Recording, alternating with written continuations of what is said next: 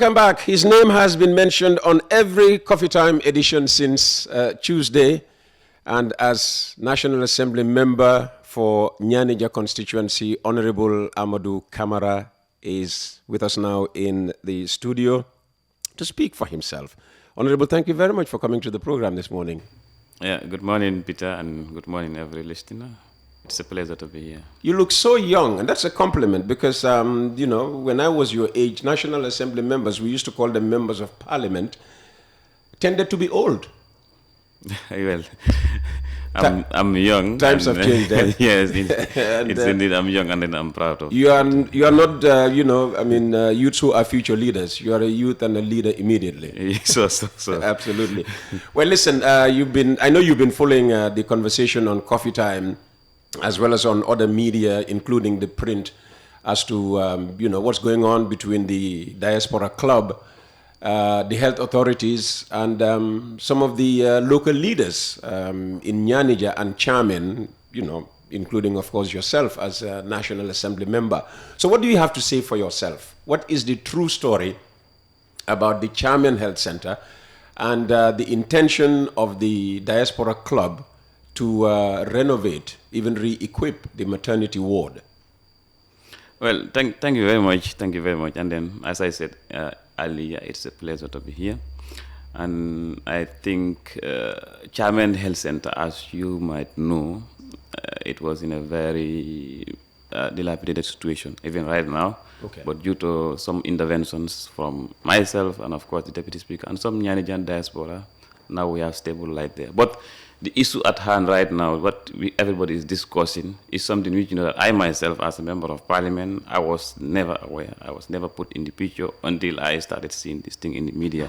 I came to know about this thing when I saw a WhatsApp message in the Nianija platform, that's Nianija District Association platform, that one Mamadou Cham is going to do a groundbreaking laying foundation stone for a maternity ward with his partners. And in that message, they mentioned Gambia Diaspora Association. So, noting the official name is Diaspora Club. Well, in that message that I saw Gambia Diaspora Association. Good. So, seeing that message, and of course, reflecting on the fact that myself and of course the Deputy Speaker, we've done series of engagement with the Ministry of Health and of course some government officials about the plight of Chamen Health Center. Because it got born, though we put some of our resources there, but we can't renovate it at our own, so we have to have government intervention. So we've been going back and forth with the Ministry of Health, and of course, until in November, we received information from the National Social Protection Secretariat that they have secured additional funding to renovate and entirely refurbish 4 health centers, and Chamen is going to be part of it. And the Ministry of Health also contacted me. By the way, I'm the chairperson of the Select Committee at Health at the National Assembly. Yes, and they contacted me, so I was happy. So I relayed this information to my people. And until on the 3rd of this month, January, an assessment team was there, and all the community leaders were also present. The chief, the alcalde, the VDC chair of Chamen, myself, the Deputy Speaker, we were all present on the ground, and we did a thorough assessment. We identified all the problems, and of course we tell them how we want the health center to operate henceforward, because we have some basic facilities, some basic needs. So that's how we did all that. But prior to that assessment, when I relayed the information that the Ministry of Health, through the National Social Protection Secretariat, have secured a grant from the African Development Bank to come and then do an assessment and renovate the facility. AFDB, not the World Bank, as the information minister was saying on Tuesday. Yeah, probably that's some misinformation from his side. But basically, it's the African Development Bank. And when I relayed this information that we are going there, the following night, I saw a WhatsApp message in the Nianija platform that one Mamadou Cham is going to do a laying of foundations for a maternity ward. So as a representative of the area, I was shocked, to be quite honest with you. I was shocked because with all the effort that I have done with the Deputy Speaker and whosoever is involved, now I'm seeing a fraction of that. Somebody is saying, I'm going to lay a foundation stone. So I also took my time, did some findings, and called the officer in charge. For him, he told me it's white people who are coming here. In fact, they have been molding their blocks here for 2 years now. I told him, okay, I will call your superior. So I called the regional health director. That is one at Bansang. He told me, yes, it's something which that I'm aware of, but I think there are some issues that we need to discuss. I think I need to get back to them because I got call from the Ministry of Health that on Friday, on the 3rd, I should be on the ground to welcome the team from the Ministry of Works, of course, from the Office of the Vice President, for us to do a general assessment of the facility. And I think that is something which is very apt. So I told him, in fact, me too, I am informed, and I will be on the ground. But for this one, honestly, I don't know. But I will take it up with your superiors too. So I took time, called the Ministry of Health, the Director of Health Service, the Minister, and they explained this thing to me, that this has been going on. But I think, Honorable, to be fair with you, we apologize because there is nothing that we will do in your constituency without letting you know. But for that one, I think it escaped them, and I escaped. I tell them, okay, there are some technicalities here, but you are the technicians, deal with it. As far as me, I'm concerned, I rather go with the African Development Bank Renovation than a diaspora club. These people, they are very respectable, they are very honorable people. They leave all what they are doing, they come over here to help us, help government in whatever that we are doing. So we appreciate them. But as far as this issue is concerned, and I was not informed, I was never put in the picture until we've done whatever that we are doing now. I rather go with this thing. But you deal with the technical issues. There are other things involved, but you deal with the technical issues. So later on, some days, I saw a letter. I said, in the world, it's not Diaspora Association, it's Diaspora Club. When I saw cancellation letter from Ministry of Health, I said, maybe there is something wrong somewhere. But the onus does not lie on me to clarify. The onus lies on that Diaspora Club because somebody is using them in my constituency for whatever reasons he or she knows. But for them, their intention and their purpose is very clear, as I've been following them in the media. But the unfortunate part, somebody was using them in my constituency because he didn't portray that Diaspora Club is coming to build a maternity ward. But he said he himself, with his partners and so on. And because you keep saying he, that is Modu Cham. Yes, okay. There's nothing like to hide over it. All right. Let's get this sequence of events clear. So, the only time Momodu and his team broke news of their intention to lay the foundation stone was after you made public that the government had secured this loan from the African Development Bank. It's a grant. For a total, refurbishment of the health center. Yes. So apparently his action was reactive to your news. Yes, definitely. Because, Modu, it's a politician, he's a political figure. He's the UDP chairman in Chamen there, and of course the UDP coordinator in Nianija. In fact, he contested parliamentary elections on the UDP ticket with myself. Of course, I defeated him. And you beat him. In fact, he didn't even get half of my votes. Yes. So basically, for me, that's how I see it. As a politician, I see that this man is trying to sabotage whatever that I'm doing. I don't know who is coming to complement government efforts here, but they have a very brilliant intention. They have a very brilliant suggestion. But I think they took the wrong approach by going through this passing. They can go through any passing that they wish, that they want. But as far as this case is concerned, I think it's definitely a misrepresentation. So it was very wrong for them to choose Momodu Cham as their contact person on the ground in Nianija. I wouldn't say it is very well, wrong. They can't choose anybody. They can't choose anybody. You just said they could choose anybody. As for the reason why I said it is wrong in this case, because the way he portrayed it to the people of Nianija. He was trying to claim credit, of course, because for even himself that day, and the UDP. Even that day, when they were doing that groundbreaking, they wanted to organize a big political rally there. Oh. And in fact, I called the regional director. I called him. People are in your facility, they want to politicize your health facility about the issue of this building a maternity ward. Though I don't know the full details, but I think you need to go there, talk to your officers in charge, and make sure that whatever that they are doing, they do it for the sake of the people, not actually do politics. So they were gathering chairs, doing whatever. But I learned when the director reaches the facility, the whole tune changed. Even the way they were talking at the meeting, everything changed. So basically, you know that there is something behind this. I will be talking eventually with a local who is based outside. But how are people of Nianija, Chamen especially, how have they responded to this development?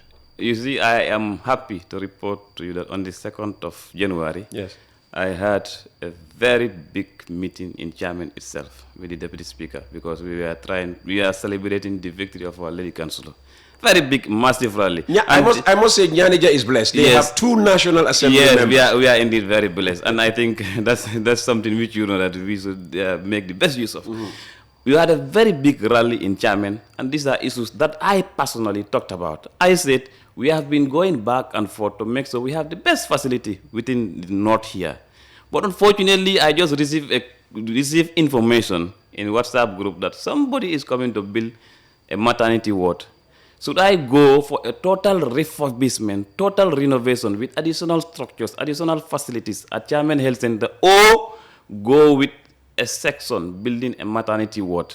And by the way, through my investigation, this maternity ward, I have not seen any plan approved by the Ministry of Health that say this is how it should look like. And even where they put the foundation stone, who I tell them this is where the maternity ward should be built? Remember, Moducham, maybe. But this is health. It's not like your home or anywhere. Before you build a maternity ward, you need to get approval from the ministry. Not actually grant you permission to build, but you need to sketch your design, your plan. You take it to the Ministry of Health for them to approve for you. Because it's not like any house. This studio cannot be a maternity ward. Likewise, any other place. You need to get all these things correctly done.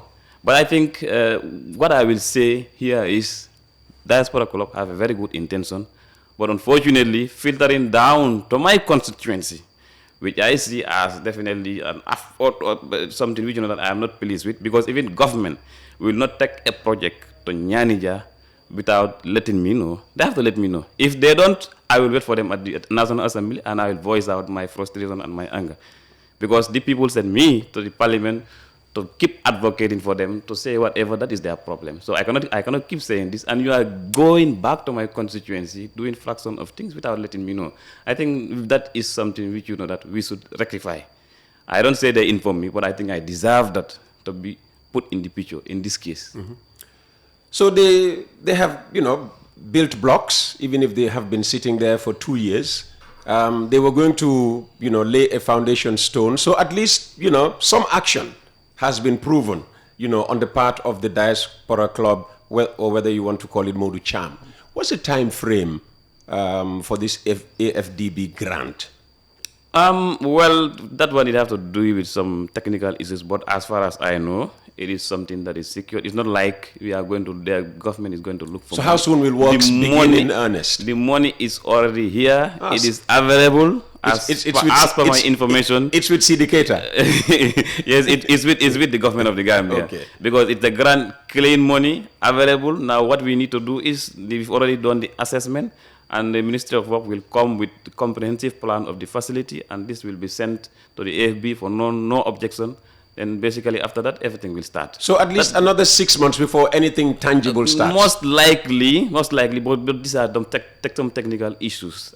I have to say, as a National Assembly member of the area, day in, day out, I will keep following them to make sure that they expedite whatever that they are doing. Because this is something which that we need. As far as Chamen Health Center is concerned, ask the Minister of Health or any official at the Ministry of Health. These are the issues that I keep telling them. Even an adjournment debate, these are issues I keep saying. Chamen Health Center, we need special attention because the health facility is dilapidated. We can't renovate it at our own. But we are in government. Government is here. Government should help us. I am happy. I am definitely happy. And every genuine citizen of Nianija is happy that government have come to our aid to make sure that Chamen Health Facility is renovated to standard. It shows on your face that you are happy. So in the meantime, pregnant women, when they, have medical issues, where do they go? Yeah, in the labor, it's not like the facility is totally dysfunctional. By the way, I'm a health personnel by background. Okay. All the staff there, I know them, I've worked with them. Right now, women are delivering there, despite the fact that the labor ward is not very. So it's entirely. It was a standard facility. When this facility was built previously, it was not very huge. It's just a small minor health center. They have a labor ward. Yeah, probably because the population was small. Yeah, then. Most probably they were not thinking of the future. So that's why now we can't capitalize on this. Think about 10 years, 20 years to come, and make sure we have all the structures there. The labor ward is there, and women are delivering. Despite the fact there were some electrical problems, but this was fixed by the Deputy Speaker and of course some Nianija diasporans and myself. We fixed the electricity issue and now everything is going fine. But we need more than that. We need more than that. And this AFDB grant will definitely take care of that. Yes. And let's just stress the importance of you stressing grant, because Gambians, when they hear AFDB money, they think, you know, everything is loan. This is not loan. Yes, so definitely. This is, like I said, clean money. Money is available, use it for this purpose, and you cannot divide it for any other purpose. Fantastic. Let's move on. I just read that letter from Ida Jawara in the United States. Gambians in the diaspora encountering all sorts of, you know, difficulty with renewing their documents, especially, you know, the passport. You would know that even Gambians here had issues with ID card. I still, you know, carry an expired ID card because there was a time when ID cards were not being issued, although that has resumed in the past weeks. Diasporans, I mean, you heard her complain that we are happy to get their money, especially you people in government, but when it comes to their issues, their problems, you show no concern. Well, it is government, and I think, like you said, you're part of government. When you're an arm of government. When you read the letter, you know, Peter, the issue of ID cards and ID cards and passports, I think is something which, you know, that personally, I had some issues. I have one of my cousins who is studying somewhere in Asia, and he had the same problem. But I went there, I was told the machine had problems. So I even took it upon myself, went up to the Director General of Immigration and tell him about this issue.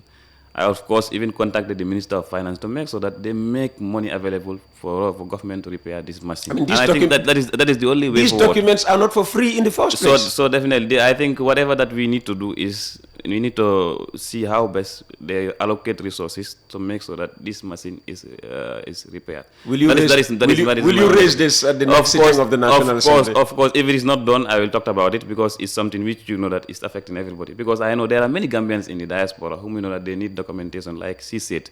But again, let's take it up with the government in a proper way, and we see that we will make sure that this is What's done. A proper way? Going through National Assembly members? No, not actually going through National Assembly members. The Director General of Immigration, and of course the Ministry of Interior. I know this is something which, you know, that is a top agenda on their table, because I spoke with the Director General of Immigration and even the Minister of Finance about this, and I think it's something which, you know, that once the warrants for 2025 budgets are out, definitely is something which, you know, that they can be sorted out, because it's just like through my investigation, it's just about $100 million or so to repair the machine. I'm not sure, but these are the figures that I got from them during my consultations with them. On the issue of Gambians in the diaspora, you mentioned working with Gambians in the diaspora from Nianija, your constituency. I'm sure you would have wanted to beat Modu by even more votes if they were given the opportunity to vote and they voted for you. Where do you stand on this issue of diaspora voting? Well, even by looking at debates at the National Assembly, I am a strong advocate for the diaspora, Gambians in the diaspora, because personally, these are people whom, you know, that I respect so much. You know, I have some interactions with them. Is it because of their money? Not because of their money. Because there are people who are wealth of experience, who have, some of them have very good wisdom. I like, in these days, I've been interacting with some of them. There are some people who are very level-headed, and then we need them, we need their expertise, we need whatever that they are doing there. So whatever it takes, even at the level of the National Assembly, for us to put them as part of those who are going to elect the president, and of course, even for them to have a representative, it's something which, you know, that other countries are doing it. Shy away with. Other countries are doing it. We sit here, Senegalese elections, we see Senegalese go to Aisha Marie, you know, and cast their ballot for their whatever. Guinea-Bissau, you know, is doing it. Yeah, Why are we not doing I think it's something that is doable, but I think all hands are needed on deck for us at the National Assembly, and of course at the level of government, and even themselves. How much support does this have in the National Assembly? Well, as far as I know, there is no member of National Assembly who will say no to diaspora voting. There is no member. It depends on how it is brought in. So why can't you force it through? Well, because it's difficult to force things through when you have only one vote or whatever. We need a collective approach to this, because it is a National Assembly. If I champion something, I need the support of all members. And I think sometimes some politicians will want to take credit on some of these things. And this cannot come through without the intervention of government. We need government in this. That is the honest truth.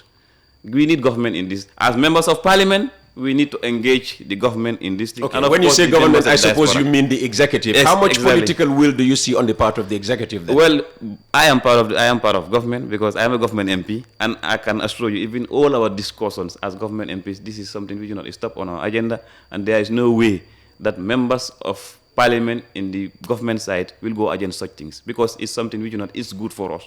Because if it is numbers, we have more numbers in the diaspora than any other political parties.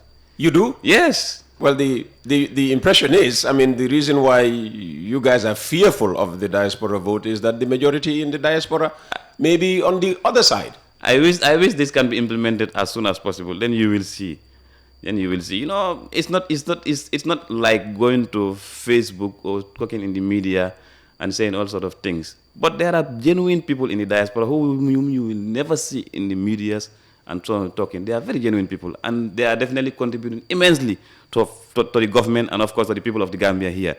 And I can assure you, when these things are materialized, we go for election in the diaspora, you will see the Barrow-led government winning in all aspects. That I can assure you. Oh, wow. Yes. That's Honorable Amadou Kamara making an unambiguous statement on Coffee Time on the 9th of January 2025. Let's go to the Constitution, the draft that you people, are looking at. All eyes are on you.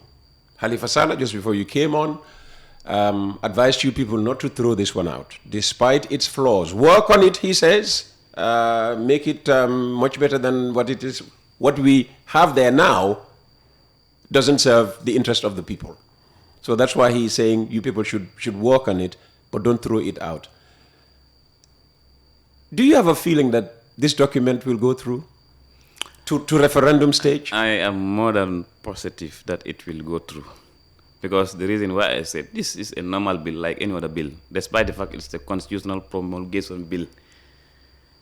That is government. This is probably the biggest bill. Yes, because the Constitution is the biggest document in the life of any and every country. I entirely agree with you. The executive have done their part, coming up with the concept and, of course, the framework, and to present it before Parliament. Now the prerogative lies on Parliament for us to do the needful. And what I keep saying to every member, even normal chats when we are discussing about this Constitution, this is not about the executive, this is not about any other person now. This is about the people we represent.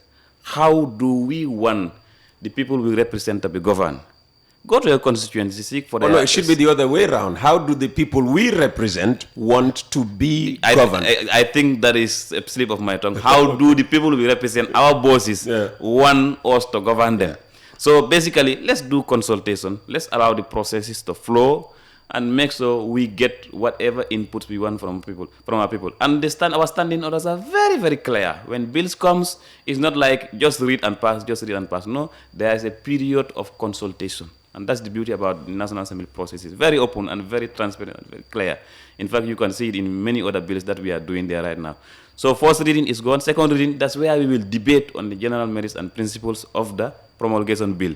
Then later on, it will stand referred to the committees, whichever committees that suits, because we have a constitutional matters committee and so on. And if in this case we can even see, let's see how best we can involve all members, so that we can have a whole house committee to make sure that every member you bring in your input.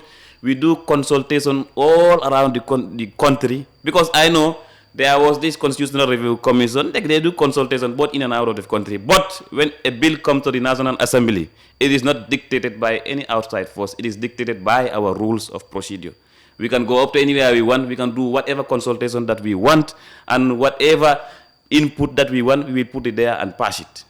This is how we operate. And I think this is an opportunity for us, this sixth legislature, to have a legacy in the Gambia, in the history of the Gambia, that the constitution that we are presently ruling, that is this bill, now is the time that the National Assembly, these members of the National Assembly are part of the history of the Gambia, that we are the ones who ushered the Gambia into third republic. Because I know basically when all members of parliament support this thing, it will pass.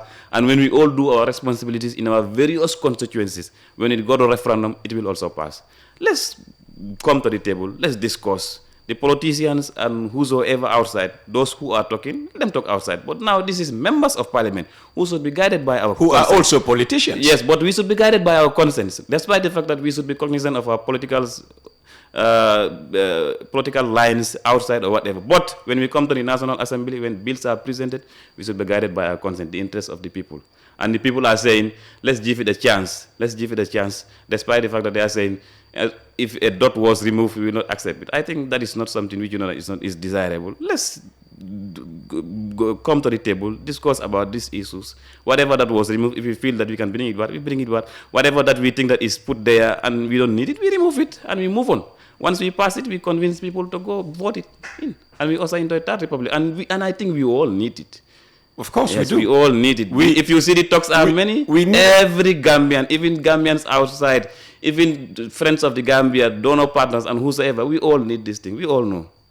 So it's something which that we can't miss. It's an opportunity that we can miss, honestly. You talked about friends of the Gambia. How much pressure is on National Assembly members to make sure that this bill is not thrown out? Well, we had engagement with some partners. National Assembly also have partners as far as international partners are concerned. Partners like let's say, this former president of Nigeria who is leading this process. Goodluck Jonathan. Yeah, Goodluck Jonathan. And you have Westminster, CPA, UK, and you have UNFPA, UNICEF. All these people are interested because they have a stake in this. And I think we had some consultations with them. But they can't dictate whatever that we are doing. We should do it in our own ways. But we have to be cognizant of the fact that we are also part of them. So as far as I know, there is no pressure on us like other bills. We just passed. But for this one, I think definitely we have an opportunity to make sure that we do the right things. You're a member of the National Reconciliation Party, NRP. You're not the boss. My friend is Honorable Hamad Ba. I'm his boss. You are his boss? Yes. He's listening, He will call you immediately you step out of this studio. The question is, why were you people unable to hold a Congress? A party structure, it's not like one man show. There are many issues. Yeah, but you're not a big party like NPP or UDP. We can't be compared to NPP or UDP, but we are a big party because we have 4 sitting National Assembly members. Because we are bigger than many other parties. That's a good answer. When you count parties in the Gambia, you only count NPP and UDP. The next bigger party you should count is NRP. Okay. Because we have 4 sitting members of Absolutely. parliament. No, that's a good answer. So definitely, I think we have some issues. There are some issues that we have some internal issues, and we needed to write to the IEC to seek for deferral. But by April, I can assure you, as an executive member in NRP, we will have our Congress. Yes. Finally, I mean, we can spend the whole day talking, but the next program is, by the National Agency Against Trafficking in Persons. Usually, it affects youths, and you have this, backway syndrome. And very often you hear people say this government is not serious about youth affairs. As a young National Assembly member, and there are others as young as you, probably 1 or 2 younger. How high are youth issues on your agenda? Well, thank you very much. This native issue, they are under my committee. That is the committee is on select committee. You're a very responsible young man, eh? Sure, definitely. That is it. And I was in Parliament. This is not my first time in Parliament. I was in Parliament since 2017. Yeah. And this You're serving a second term. Exactly. So although the 5th legislature is much maligned, people think that the 5th legislature did not do any good job. Oh. Let's move on the issue of youth. That is unfortunate because I think the 5th legislature we did good things, we did great things. Okay, on the issue of youth. Yeah, on the issue of youth, this trafficking issue, I think it's a problem, and we had some engagement with the native coordinator at the Ministry of Justice, and we have problems in this area, and basically we definitely need to all look at it. Not actually saying government is not doing this or National Assembly is not doing that and so on. I think we all need to sit and look at the issue broadly because there are many factors affecting. Where do we begin? What do we look at? Because it has to start with employment. These youths have to have reason to stay at home. So definitely. But let me tell you one thing, Peter. I live in a society. and then I am a youth, I interact with youth. I have seen youths who know that they are employed, teachers, even police officers who will engage in this back way. So it's very unfortunate. It's a very complex among issue. the poorly paid. You're talking about teachers and police officers. Teachers are not poorly paid now.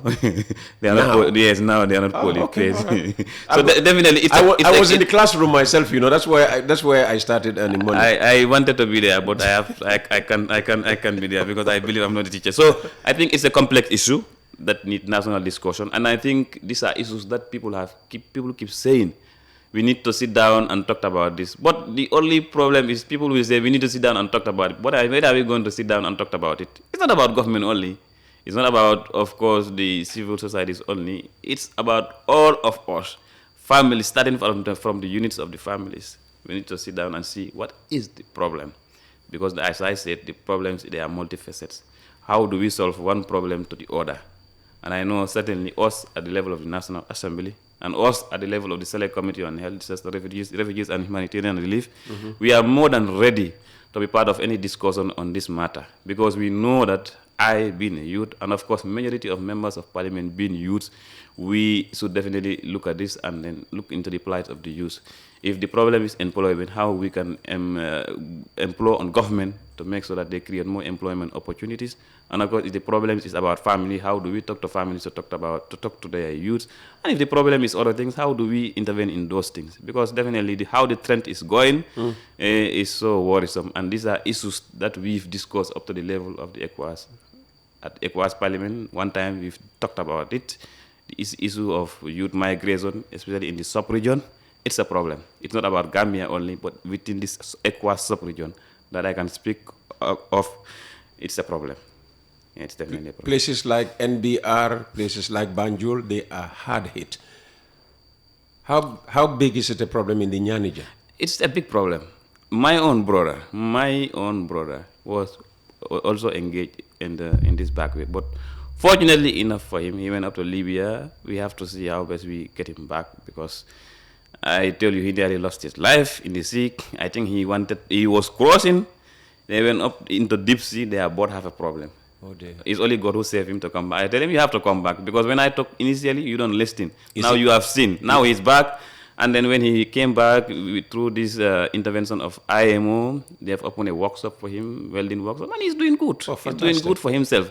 And I think these are stories. That's a good story. Bring him, tell him to, send him to the radio to come and share his story. These are stories that we should be sharing. And in fact, last time when the ECOWAS Parliament came here, we had some returnees whom that we took time and they took the podium, explained their stories. And all of them are doing good through the intervention of IMO and so on. And I think these are issues that the youth should learn from. If you cannot make it there, why can't you make it here? As I said initially, it's a complex issue. The president says he went to Europe, did not make it, came back here. And now he's president. And now who's made it more than him? And nobody. Honorable Kamara, maybe some closing remarks. Yes, thank you very much, Peter. And then by way of closing, I just want to say thank you, and then thank you to every listener. I learned that the Diaspora Club was here. I want to thank them for the initiative, because there are many communities in Gambia, but they choose Chamen. And should I say fortunately or unfortunately, we have a bigger thing. But still now, the message I'm getting from my people is that let them not pack and go to another constituency. We have other facilities. We have an old facility in Chamen there, which we call Nafore. It was renovated by the Germans, and now the staff of the Chamen Health Center are resident there. We can renovate that. The government is building a new health post in Buduk. They can also take this maternity ward there. And there's another health post in Bagadaji, Jailan. This maternity ward can be constructed there, because these are all places that women do delivery. So I think this message should definitely reach them. They have not reached out to me. I have been looking towards for reaching out to them. I even contacted some people in the diaspora to make sure I get their contacts, reach out to them, so that we can come down to the table and discuss. Would you like me to pass your contact to them to reach out to Yes, honestly, I would really appreciate it. Fantastic. Because like I said initially, I was hot when I learned that they are coming to my constituency without knowing that they know there's a National Assembly member here, without maybe at least letting me know, don't actually notify, just by notification also, so that I can help them. Because as we speak today, the people are behind us. This have shown in the election, and they will continue to be behind us, because we are delivering. So if you want to intervene anything in Nianija that should be successful, you should definitely notify us or rally behind us for us to journey this thing together. And we are more than ready, more than willing to partner with them in many aspects. Because these people, I have special passion. I'm so passionate about whatever that they are doing, because they leave all that they are doing in the diaspora, come here, want to help in one way or the other. But again, they should learn lessons, not actually to go through the wrong channel. Like I said, we have authorities in Nianija. Chamen have an alcalo, we are there for VDC. Nianija have a district chief, Nianija have an MP, and of course there's a prominent leader. Yes, two MPs. There's a prominent leader there, that's the deputy speaker. Why not notify all these people before you go and pick somebody whom you know that you don't know how his status is in Nianija? Because I can tell you, people are talking, but we are also talking, and we will continue to talk to people. Today, if you go to Nianija, everybody's happy because this project is coming there. Don't mind those people who are talking in the media that the women of Nianija are this. All those things, they are just cook stories, I have to tell you. I am the sitting member of parliament for Nianija, and as far as I can tell you, we are happy with government decision to make sure that they prioritize the renovation of Chamen Nianija Health Center through the African Development Bank, through the National Social Protection Secretariat. We are better off with that. Far better off. It cannot be even comparable. Fantastic. Honorable Kamara, again, thanks for coming. Honorable Amadou Kamara, National Assembly member for Nianija, bringing today's edition of Coffee Time with Peter Gomez.